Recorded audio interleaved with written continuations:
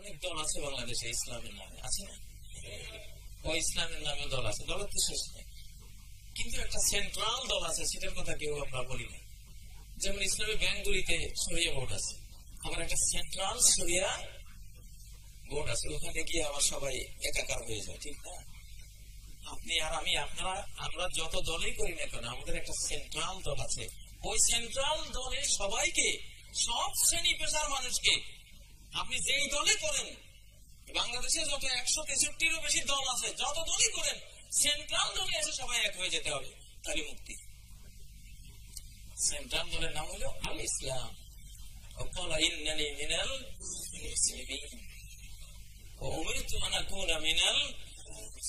আমরা সব মুসলিম ভাই ভাই, কোন ভাস্কর নাই, কোন তরিকা, কোন মাযহাব, কোন দল, কোন উপদল, কিছুই এই সেন্ট্রাল দলে বিলীন হওয়া থেকে আমাকে বিরত যাতে না রাখে, এখানেই মুক্তি।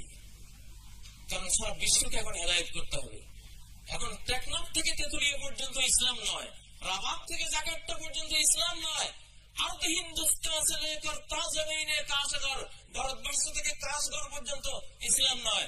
এখন ইসলাম হলো উত্তর মেরু থেকে দক্ষিণ মেরু পর্যন্ত, মাশরিক থেকে মাগরিব পর্যন্ত, এটা হলো ইসলাম। সেটা আসতেছে ইনশাআল্লাহ। আমি তো যে অবস্থা দেখছি, আগামী 20-30-এর মধ্যেই হতে পারে সারা পৃথিবীর অধিকাংশ মহাদেশ মুসলিম হয়ে যাবে ইনশাআল্লাহ। এমন সুপারসনিক গতিতে ইসলাম এগিয়ে যাচ্ছে। তো আমাদেরকে সেজন্য ভূমিকায় আসতে হবে ইনশাআল্লাহ। আল্লাহ